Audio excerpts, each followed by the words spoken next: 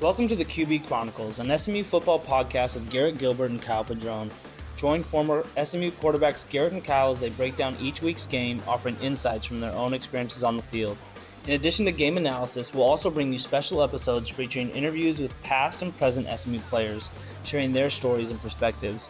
Whether you're a diehard Mustang fan or just love football, this podcast is your go-to source for all things SMU football. Pony up!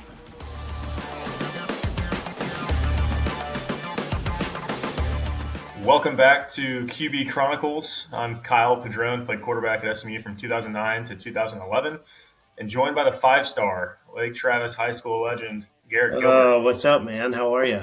Enjoyed the game this weekend, and it was glad to see you and Kylie, and excited to break it down this week. And certainly guys came out firing and took care of business as they were expected to do against an inferior opponent, and decided to chat through it. And we saw a lot of different players get some time, get some reps. Offense, did everything we talked about last week, controlling the football, and defense causing some turnovers. And kind of before we dive in, I want to, acknowledge a few things that, off the field that I noticed. One, the Weber End Zone Complex, it's first class. If you have a chance to go watch a game in there, I know you and I were in there for a brief period, and, just a first class facility as we walk into the ACC and step into the Power 4 conference era. Two, I thought the game experience was just significantly improved from previous years. The intro, the 30-minute kind of firework notification of everybody on the boulevard. It's time to get inside the stadium.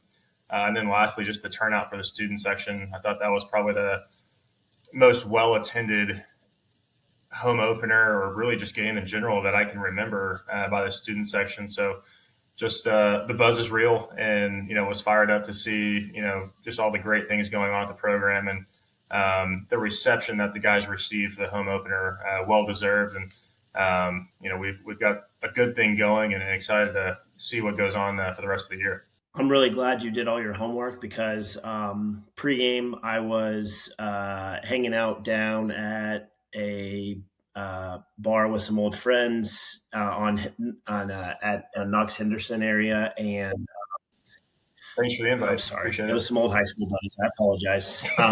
You made out better than I did on the boulevard, if we're being totally honest. And then I was so enthralled with the Weber complex that I didn't notice any of the other things that you mentioned either. So I will add to that. I thought that they did an amazing job with the new complex. I mean, it looks phenomenal.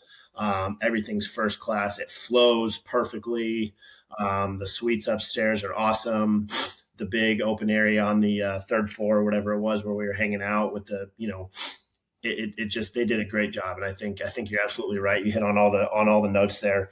My wife and I were talking about, the student section. They did a great job with the whiteout last night. So off the field stuff, I thought we nailed last night, and it's only going to get better. We got, we'll get to a little bit later. We got, a BYU team coming in next week, and after that TCU and Florida State. And so we just need people to keep showing up.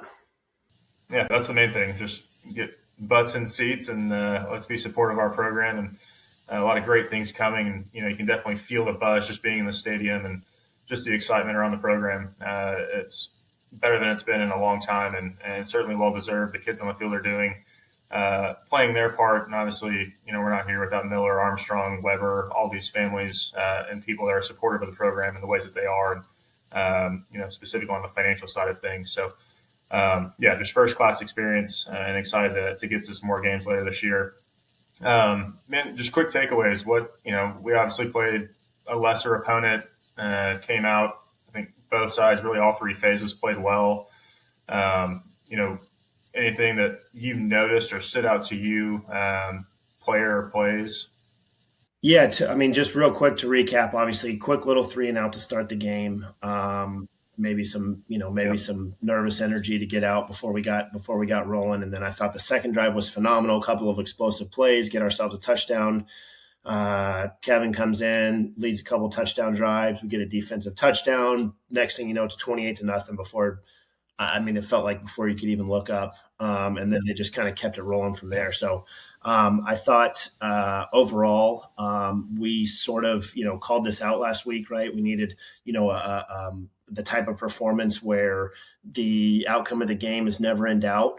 And you mentioned, earlier, a lot of young guys getting to play, and that was great. And I thought all that was phenomenal. But the biggest thing is that it looked dominant. They didn't look like SMU and Houston Christian didn't look like they belonged on the same field in the right way. And so that was my biggest thing. And I thought, obviously, we'll get to, some stars of the game here in a little bit, but we ran the ball great and really played great defense. I think Houston Christian had a nice play down the sideline for about a 40-yard gain and then ended up punching it in on 3rd and goal. But outside of that, defense was dominant. Offense looked great. And, I was impressed overall last night. A lot of positives to take away, and to be totally honest, not a ton to break down because, like you said, it's a game we're watching between teams that don't belong on the same field together. Yeah, 595 offensive yards. Quick notes: 369 on the ground. Preston threw for he only had 9 attempts, but 78 yards, 2 touchdowns. Pretty efficient game for Preston in a throwing game anyway. And then Kevin came in, played well again, 10 of 14, 148, 1 touchdown in the air, 1 on the ground. How awesome is it to get a passing touchdown when all you do is just, pop the ball to the receiver like that on a jet motion? Right. We'll say that's we were still. I didn't have it that way. We were doing jet sweep, but we were just handing them off back then, and then they decided that you need some more cheap weren't creative enough. So we got to call Jim and tell him to adapt. But no, I think on defense, I think they may have had 160 yards. I have to go back and look, but total domination. And the best part of the game, in my opinion, you get a big man touchdown and a big man touchdown celebration. Anthony Booker Jr. fumble recovery in the end zone and punches it in, give you a little dance at the end. That was the best part of the game in my mind anyway. Did we talk about this last night? Are the celebrations? I feel like an old curmudgeon now or something like that. Like there's no penalties. Anymore. You can just kind of do whatever you want. I say that. I'm watching the LSU game earlier, and I think one of their receivers caught a touchdown and tried to do the old Justin Jefferson, Jamar Chase, get the gat, and he got called out for that one. Yeah, I saw. But outside of that, you can pretty much do whatever you want. It seems like. Yeah, it's a new era in a lot of ways, but the celebrations seem to be pretty risque these days. No kidding. But yeah, again, it just felt like we were ready to play last night, and rightfully so. I think a lot of positives to take away. Yeah. Let me ask you this. Going into a game when, as the quarterback, you're doing your preparation, is your preparation changing going from, preparing from a home opener on the road at Nevada, maybe commanding a little bit more respect from an opponent like Nevada versus a Houston Christian? I know it's the home opener and there's some excitement. Do you, as a quarterback, is your preparation changing week to week, or like what's your process, and, maybe speak to what the process is week to week? Yeah. So I think, to me, it was all about routine. I had for college football, and I'm feeling old right now, just trying to remember like the day to day. But you get in there on Sunday after you got back from a game. So like last Saturday night, the guys they fly through the night, get back home. I think another little wrinkle there was they had to move out of the Lloyd complex over to the Weber complex during the week, which was probably not, ideal in terms of getting ready to start playing, getting ready for the home opener. And then kind of, put the game to bed on Sunday, get in there, watch the film, go work out, flush the game out. We talked about there was a ton to learn from last week in the Nevada game. I thought they addressed a lot of the issues. There were not a ton of penalties yesterday. We didn't put ourselves behind the 8 ball a ton outside of a few little tic-tac things here and there, but nothing that was egregious. Right. And then Monday's a day off. Well, it's a day off, but it's not really a day off. Now it's time to get started on the next team. And I don't think that changes just because you're playing Houston Christian. Early in the season, there's not a ton of film to watch. You can certainly, beat your head against a wall and watch too much film. But I think, obviously they're balancing, class schedules and all that sort of stuff. And then, and your schedule may have been different. So, kind of jump in whenever, but basically what I wanted to do is I wanted to get a feel for the, just like what do they look like on defense? What do they like to play? What are their favorite blitzes? And then, now we've started on the game plan. Well, Tuesday's the first practice. You get into normal down and distance type stuff. That's first and second downs, no situational, anything like that. We're not going to hit third downs until Wednesday. Wednesday's all about third downs, review the normal stuff. And then Thursday, you dive into the red zone. And Thursday was always all about the red zone for us. And again, I'm kind of aging myself here. I'm using some of my pro football prep, but that was always my deal. And I was lucky enough to be in grad school while I was playing at SMU. So I had a lot of time on my hands. I remember we'd finish practice in the morning. I'd hang out with the guys. Maybe we'd play some cards in the locker room. Guys would head off to class. And then I'd go upstairs and sit in Coach Morrison's office and watch tape. I'd watch practice, and then I'd start on, whatever the opponent was that I needed to watch for that day. And then by the time noon rolled around, it was time to go home and play NCAA 14 and hit the guys. Try and beat Walk, and I could never, ever do that. So mutual friend of ours. But anyhow, that was kind of my prep. I don't know if, you had a different feel for it, but I always felt like I was going to compartmentalize everything. Yeah, no, very similar schedules. I was typically after practice, I was hustling up to Dallas Hall, sweating on my way to class. So didn't have the benefit of grad school, but still an undergrad at the time. And yeah, very similar. Get in on Sunday, kind of walk through, learn from mistakes, talk about what you did well, and then kind of on to the next opponent, whether it's Sunday night, Monday morning. I feel like, we both played for June, so very similar schedules in that way, and kind of the routines we learned from June, you kind of create your own model as well, your own processes kind of within the culture, but very similar, what's going on third down, different pressure packages they play, coverage they're playing, third and long, third and medium, third and short, whatever it may be. But very similar process there. Yeah, I think it's also interesting. We saw the 2 quarterback system this week kind of to pivot a little bit, Well, that was going to be. I was going to go to you on that. What we've both been through that. At times, and obviously we talked about last week. It's not ideal, but how does that look in terms of preparation for you? I mean, what was what does that look like? What is going into a game where you're not taking every rep look like in practice, because those reps are obviously precious, right? What do you think, how does Preston Stone in a perfect world prepare for a game like that or even more so, Kevin, when you're not starting and you got to be ready to go early? I mean, what does that look like? What do you think? Yeah, I mean, it's the challenge of not getting the physical reps becomes at that point, making sure you're locked in mentally. I don't know, our schedule, or at least our practice schedule, the starter when we were playing for June was 4-2. I don't know if that was the same thing when you were there, but, I suspect that it's probably something similar, and they're probably splitting all the reps 50-50 would be my guess. So then it becomes, the individual responsibility on Preston, on Kevin. It's making sure if Preston's in, Kevin's behind him, going through all the reads, going through the entire system, the play call mentally, whether it's a handoff, finishing your play fake, if it's kind of going through reading your progressions.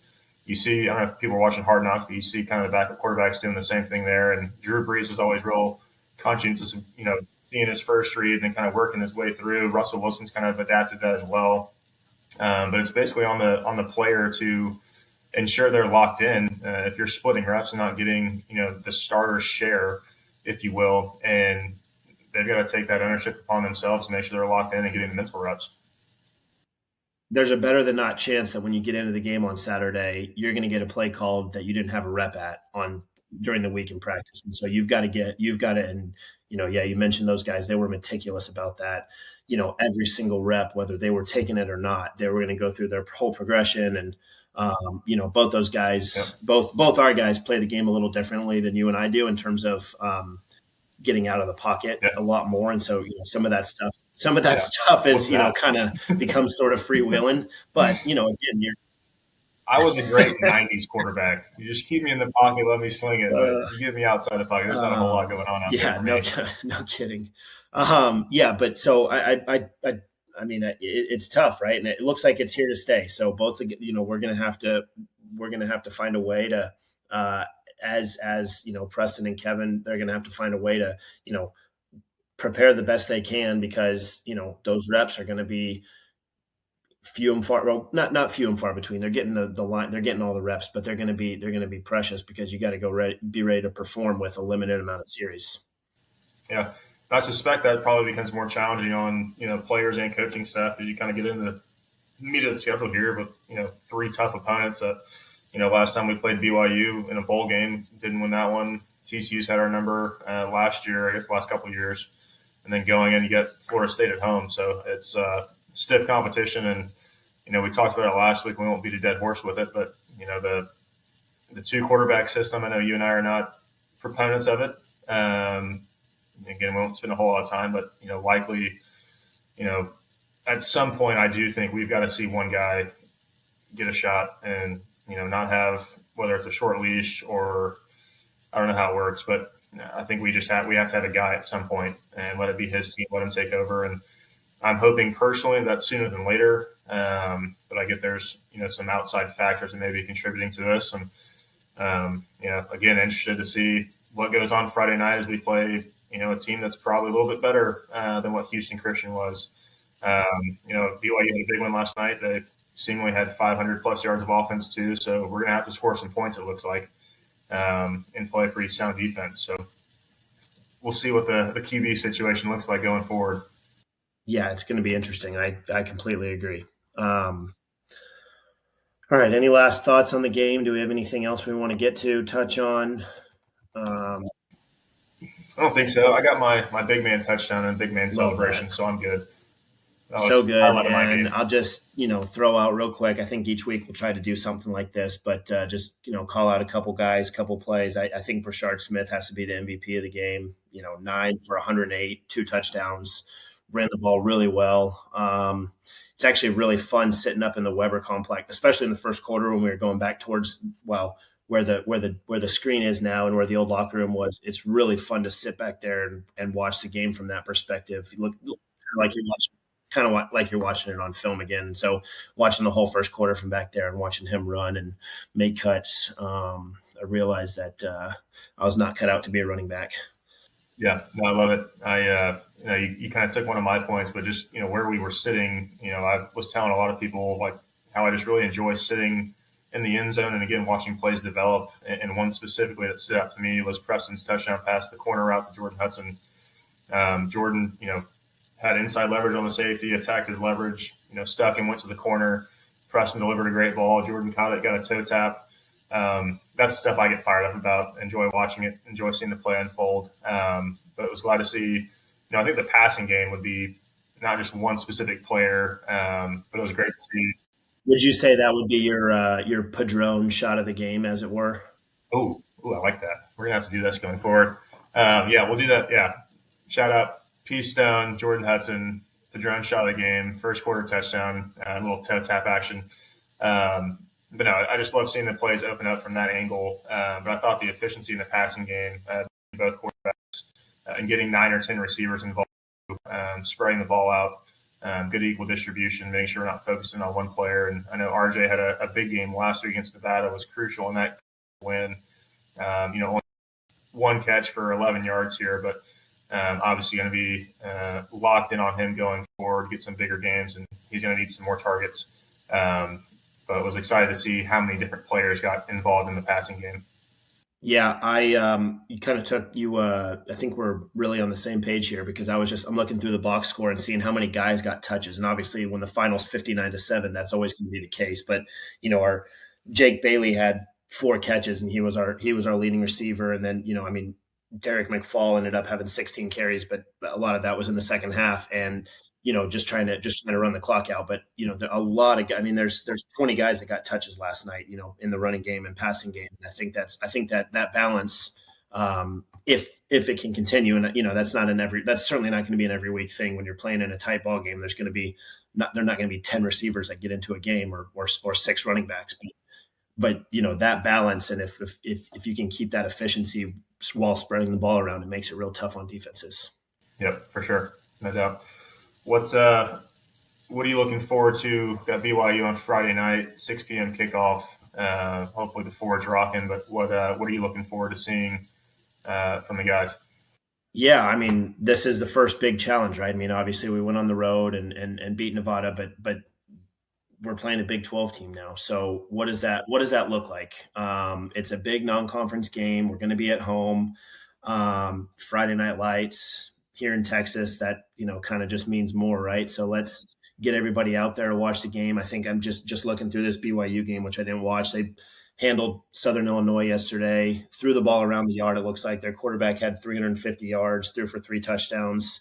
So, yeah, it looks like they didn't run the ball overall great. So it looks like, this is a team that's going to attack us through the air. So I'm excited to see, how our secondary stands up. Made some great plays last night. I'm excited to see how our secondary holds up. And then on the other side, or not on the other side of that, but in unison with that, can we get to a quarterback when they're a pass first offense? And so, put some pressure on him up front. Yeah. On the back end, we have a good experienced secondary playing against, some receivers that are going to be able to go. So that's going to be my biggest matchup. And then obviously offense just got to keep on improving. And that's really it for the offense. As long as they can maintain steady improvement, I think we're going to be fine on that side of the ball. The defense is going to have to stand up strong against opponents that are going to have better fronts every week and have more talent on the outside. You nailed it. I don't really have anything to add to that. I think offensively, just keep improving. Got a lot of confidence this week and take that into next week. And then the big test is, defensively, BYU's probably got some, naturally they have some older kids just with, kind of the culture that they have there and different missions and everything. But older team, stronger team, they're always physical every single year. I've never played them personally, but all my friends that have played them have always said it's one of the more physical matchups that they've ever played in. So I think up front would be a big test, on the offensive line and defensive line, seeing if we can control the line of scrimmage on both sides of the football. And then, you hit on the head, offense just continuing to improve week to week. A little bit stiffer competition this week for sure. But just being efficient in the offense, we had 1 turnover. I think we had a fumble. But, minimizing turnovers, making sure we're taking care of special teams, and, just no undisciplined mistakes, mental mistakes, just kind of limiting those factors and making sure we're, putting ourselves in a position to win come, prime time, fourth quarter, make sure we're in a position to go win a football game. Yeah, totally agree. And like you said, forcing and on the other side of that, forcing more turnovers. They always say those turnovers come in bunches. We got a few last night. Looks like BYU put a couple on the ground last night and didn't lose any. Didn't throw any interceptions. But this would be a nice night to go get a few. What is it? Turnover club? Is that what we call it? Yeah, club takeaway. Club takeaway. That's right. We just had it. That's the old man version. There you go. All right. Well, I'm looking forward to it. Friday night's going to be fun. Real quick thoughts on, I guess, technically week 1. We're now all caught up, even though we've played 2 games around college football. My initial thought as I'm, sitting here is it looks like the ACC is, potentially for the taking, with Florida State kind of laying a dud over in Dublin, and then Clemson just getting completely dominated by Georgia.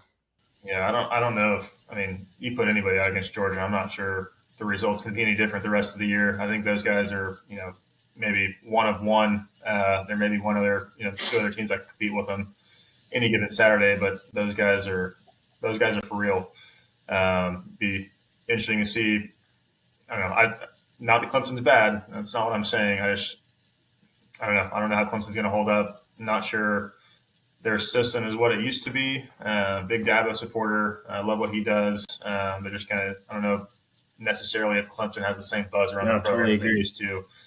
But yeah, I think Georgia is probably hands down. That's the best team in the country, at least after week 1. We're all making projections now, but that was the best team in the country in my mind. I thought Texas, they played Colorado State, did what they were supposed to do, 52-0. A&M, unfortunately, I know there's no love lost there for probably either of us, but for different reasons.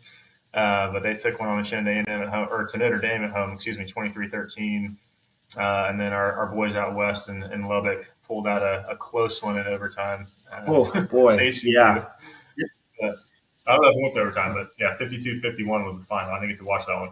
But Yeah, I'm interested. Just kind of looking ahead, I'm interested to see how Oregon responds after a similarly close battle with Idaho. I think they got Boise State this coming week.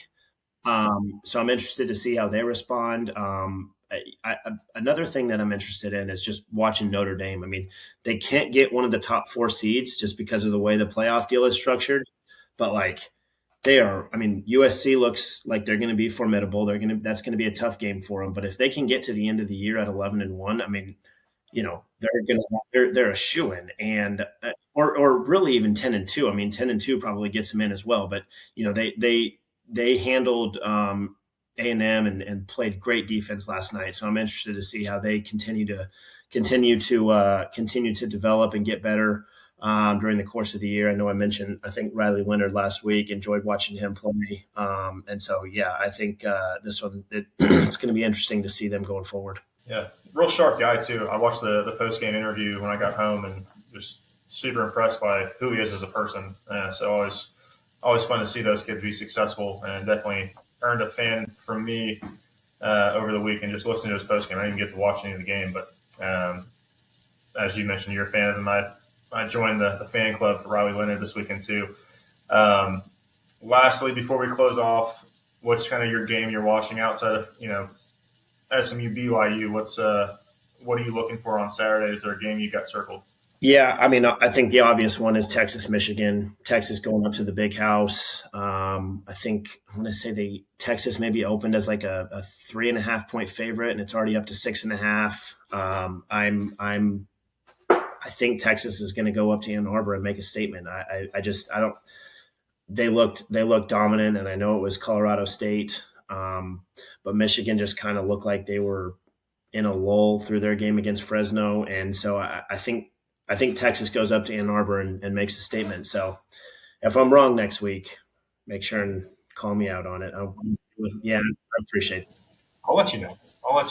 I'm in the same boat though. I'm thinking UT goes up there, and to your point, it's a statement game. Go up there on the road, tough environment, 100,000 plus, and go put a beat down on the defending national champion. That's a big statement, and probably make me eat my own words saying Georgia's the best team in the country here. But hopefully, being Texas people, I'm pulling for the guys down in Austin, at least until the ponies run into them. Then it'll turn. I think another good one to watch is if Colorado going up to Lincoln, taking on Nebraska. That's used to be a fun rivalry when we were kids, and now it seems like it's kind of got a little bit of maybe a buzz around it again. And Patrick Mahomes Jr. leading the Huskers here, so he's got a cannon, plays just like Mahomes. It's wild.